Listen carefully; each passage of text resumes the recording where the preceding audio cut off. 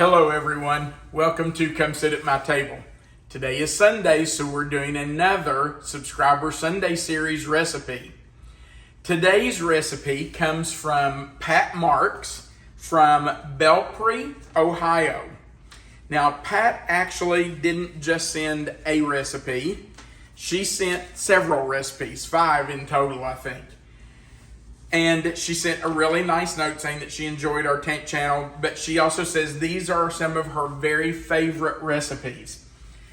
And the one that caught my eye was an apple coffee cake. Now, I love a coffee cake. I don't drink coffee. Melissa and I are not coffee drinkers, but I love a coffee cake with a glass of milk or a cup of tea. So this one really caught my eye because this time of year, apples are in season, and that's something that goes really well in the fall. So we're going to make Pat's apple coffee cake. Let's talk about what we're going to use. Now, before we start that, let me tell you, there are several ingredients here. But I think everything that's out here is something you probably have in your house already, except maybe for the apple pie filling. But everything else you probably have right there at home. All right, let's talk about what we're going to use. We're going to start with a 21-ounce can of apple pie filling. Now, Pat's recipe says that we use half of it on the first layer and half on the second layer. I'm going to cut those apples up that are in there so that we can kind of spread those out and get more in each bite. But it's only one can. And to that can of apple pie filling, we're going to add 2 teaspoons of cinnamon. Then we're going to set that aside. In a mixing bowl, we're going to make our batter. And for that, we're going to use 3 cups of all-purpose flour, 1 cup of sugar, and I didn't have another 1 cup because I used all my cups for the flour. So I've done 2 half cups to make 1 cup of sugar. 1.5 cups of milk. I'm using whole milk. You use whatever you're comfortable with. We're going to use half cup of butter that is softened. That's 1 stick. 3 teaspoons of baking powder. 1 teaspoon of salt. And 3 eggs. Now that's going to make the batter for our coffee cake. Then, when we get those layered, we're going to do a layer of batter, layer of apple pie filling, another layer of batter, and another layer of apple pie filling. Then on top of that, we're going to sprinkle 1/4 cup of light brown sugar and 1/4 cup of nuts. Her recipe says you can use walnuts or pecans. Melissa and I prefer pecans, so that's what we're using today, but you can use either. I did chop my nuts very fine. I call this ground because they're really small. And I did that because I feel like I can get more in there and have more in the recipe. So for something like this where I'm going to sprinkle them on, I kind of chop them up smaller. I grind them up. Then on the very top, we're going to drizzle 2 tablespoons of melted butter. Now when that comes out of the oven, we're going to let it sit for about 20 minutes, according to the recipe. Then we're going to make a glaze to drizzle over the top. And that glaze is made of 3/4 cup powdered sugar, 1 tablespoon of softened butter, 3/4 of a teaspoon of vanilla, and 2 to 3 teaspoons of milk or water. Okay, that's it. Now, see, I told you, you probably have every bit of this at home, except maybe for the apple pie filling, and a lot of us keep that in our pantries. So you might even have that. All right, so we're going to start by mixing our apples and our cinnamon. So we're just going to take that out of the can, put it in a bowl, and I want to get all of that out of there. We don't want to leave any of that because, well, number one, we paid for it. But number 2, it's going to just make our cake better to have all of that apple pie filling in there. All right, now I'm just going to take my spatula and I'm just going to kind of chop those apples up a little bit. Yeah, I've chopped those pecans this morning and made me think chopping up nuts. But I just want to chop those up some so that I can get more apple in, all over it and kind of spread them out a little better.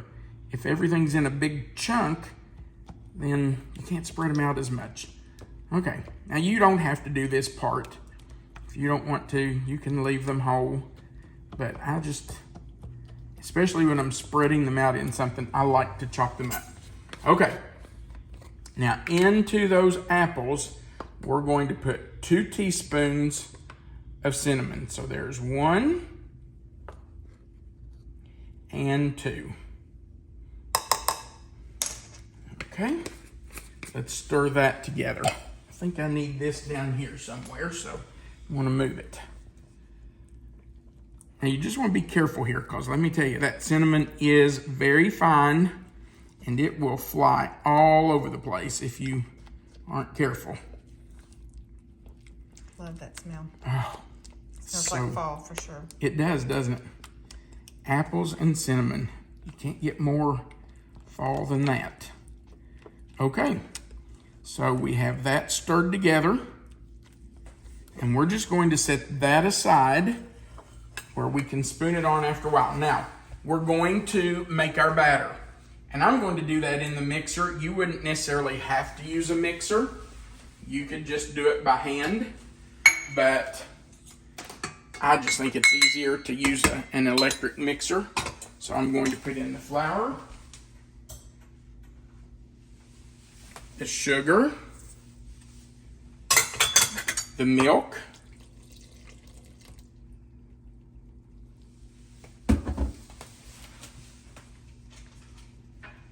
we're going to add our stick of butter, and that has been softened. It's been sitting out for probably an hour or so. In goes our baking powder and our salt.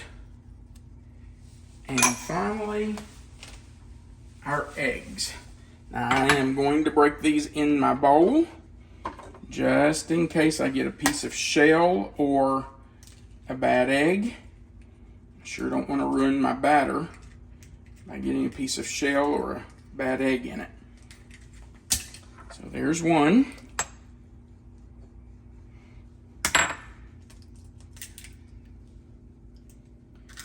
I can already tell you, the smell is incredible from those apples and cinnamon. I know this is going to be a delicious recipe. This is a really nice recipe just to have on hand for breakfast or an evening snack. I'm just going to rinse my fingers off. All right, let's put our paddle attachment on. And of course, I'm going to use my shield because you know how I am. I have a tendency to make a mess with a batter like that. And we just want to let that mix for a minute or two because we want to make sure that softened butter gets completely mixed up in there. So we're just going to let this run for about a minute and make sure everything's mixed up. Our batter is mixed, and I can still see just little tiny specks of that butter in there, and I think that's going to make it really good because that butter will melt as it bakes and just make everything really moist. So I'm going to stop about there. It says to put half of it in. By the way, I did spray my 9x13 baking dish. It has been sprayed because we want this to release easy. We don't want it to be stuck. Now it says to put half of our apple mixture on top. And it does say spread it. I'm not really sure how to spread it because it seems like it's going to just sink in this batter. So maybe it just means to spoon it over. Unless I'm going to lay this right there. Actually, get that off there. Okay. And it says to put half of it. So I think I'm just going to take little small spoons of it and just try to dollop it all over the batter. Just spread it as I go, as much as I can, and cover it the best that I can do that. And I'll just gently shake my spoon to get it off a little at a time. All right, that's going to take just a minute or two, so let us get this spread on there and then we'll let you see what it looks like. Okay, I've put about half of our apple mixture in there. Now I'm going to try my best to cover everything with a thin layer of the batter. And I may have to try to spread it just a little bit, but I think I can get everything covered for the most part.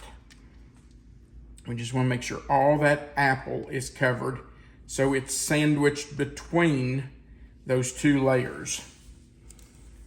And then, plenty. Oh yeah. I may not have put quite half on the bottom because I was a little cautious. I didn't want to run out on this layer. So, but that's okay. I mean, as long as you have a layer of your cake batter on the bottom and then enough to do a layer on the top. I need something right there on that edge to get over that apple. Okay. And then we'll just spread it out the best we can here. Try to make an even layer.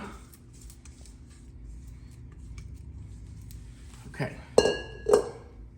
Then I'm going to put the rest of our apple right on top of that.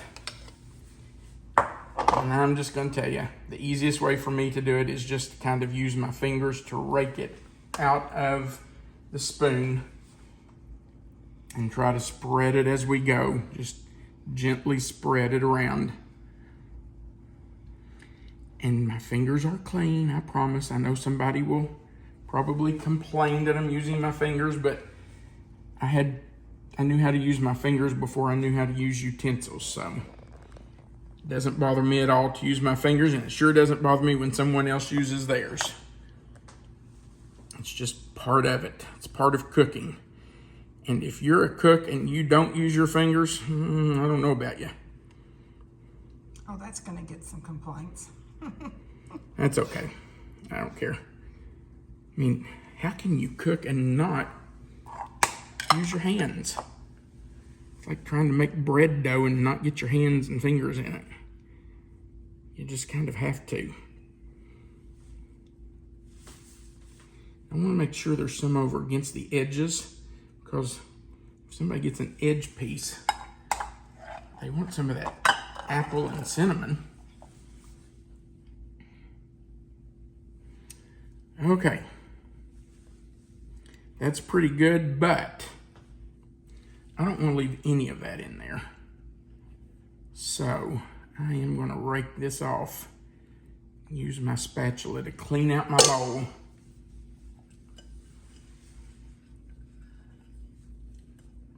Look at all that cinnamony goodness. We don't want to leave that in there, do we? So let's just try to spread it around a little bit. Get some of that cinnamon flavor all over it. One more go around on my bowl. All right. I think that's going to have to be good enough. I'll put some right down here in this corner and edge. Okay. I'm going to rinse my fingers. Okay, now we're going to take our brown sugar and just sprinkle that all over the top of the cake. And we just want to try to get it as even as we can, because we want every bite to have some of that brown sugar. So all along the edges, up in the corners, down the middle. And it's not going to be a heavy layer. It's just going to be a thin layer of sugar. Then we're going to do the same thing with our pecans. We're just going to gently scatter those all over the cake. A little bit here, a little bit there. You just want every bite to have a bite of pecans or walnuts, whichever you choose. Now let's get those nuts and sugar off my hands. Then we're going to, oops, look here. Uh-oh. I melted my butter and it has solidified. So let me microwave it for just a second.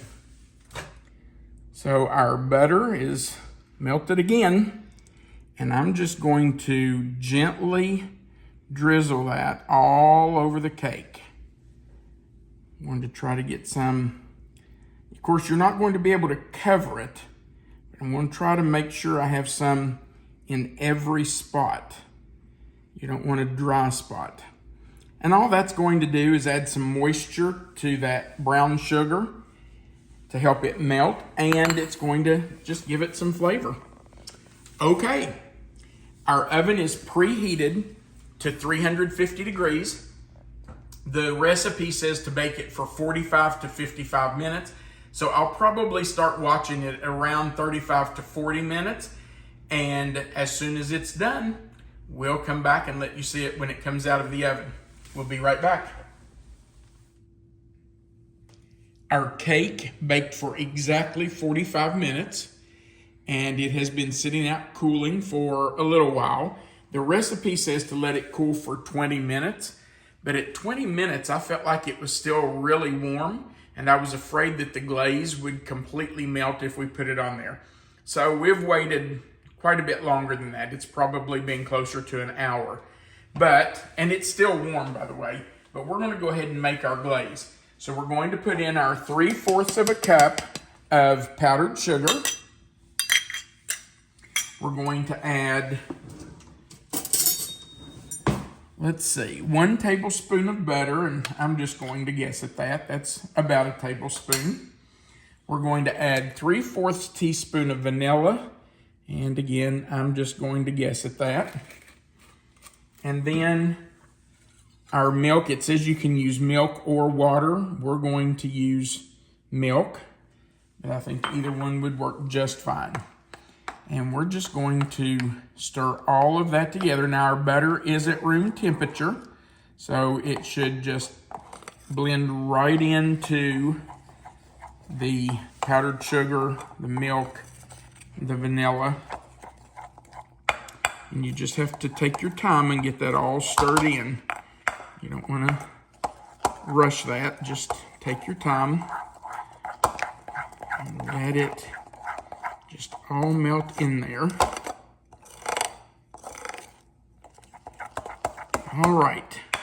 Now, I'm going to tell you that I don't think that's quite thin enough, but it does say to spread it over. So maybe I need a little offset spatula. And maybe we're supposed to just spread it like it says, I guess. So, look at this cake, by the way. It's very unusual, isn't it? Looks almost more like a cobbler than a cake. Well, no, it's definitely a cake, but it has craters in it where the apple pie filling was. It's very unusual looking. I really like the way it looks. I think it's very different. All right, so we're just going to spread this frosting right over top of it, just like it says. And that's going to take just a few seconds to do. And I'm going to tell you, if you're like me, you may want more frosting than what this is going to make. I like, or maybe glaze, I said frosting. It's called glaze on the recipe. But I'm going to tell you, I like a lot of glaze on mine. So I probably would do more than this, just because I would like for it to cover it a little better. But that looks really good. And you know, you have to get all this out of here. All right. Let's put some here. Spread that out a little bit. Let me see if I can get just a little more out of here.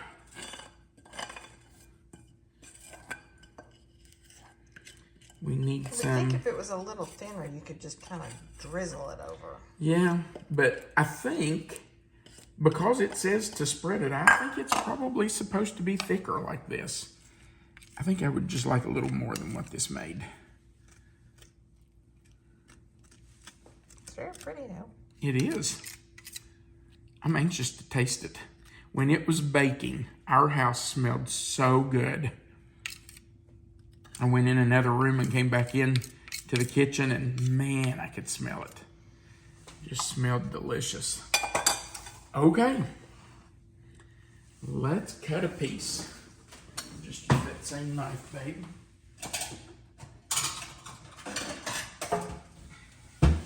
Grab a little plate here. Cut us just a little piece out of this corner.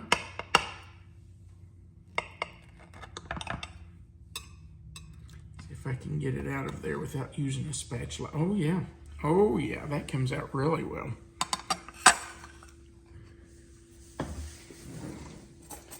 All right, are you ready for the first bite? Absolutely. Look at the layers in there. You can see the apple that's on top of that bottom layer and then on top of the second layer. All right, here you go.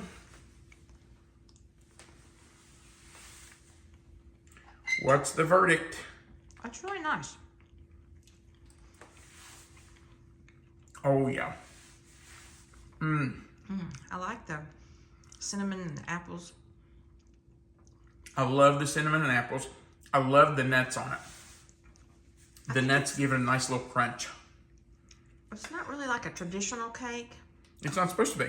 And it's not like It's a coffee cake. Yeah, it's That is delicious.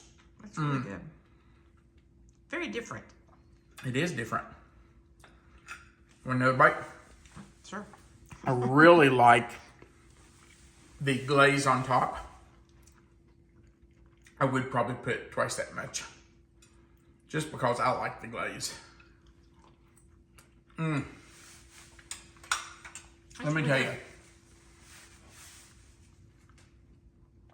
Sitting on the porch on these cool, crisp fall mornings with a piece of that and a glass of milk, or for most of you, a cup of coffee or a cup of tea would be perfect.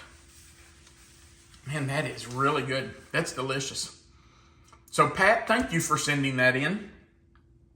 That's really good. We have friends that are going to love that too.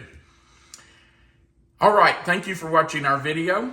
We do appreciate it. We would appreciate if you'd go right below the video and give us a thumbs up. That's just the like button, says you liked our video. If you haven't before, we sure would appreciate you clicking that subscribe button, the little notification bell beside of it, and then the word all. That just joins you to our channel. It's how we build our channel, and we sure would appreciate you doing that. Also, if you want, you can click that share button and share our video to your own social media page so your friends and family can see it. And then, of course, right below the video in the description box where you'll see the title of this recipe, you'll see the title and the word more. If you click anywhere in that box, that description box will expand. Melissa always puts the written recipe right there for you, and our contact information is right under the recipe. And then, of course, there's a place at the bottom where you can leave a comment, and we love reading your comments. So feel free to leave us a comment. We'd love to hear from you. Thanks again for watching. We want you to remember that you are always welcome to come sit at my table. Have a great day.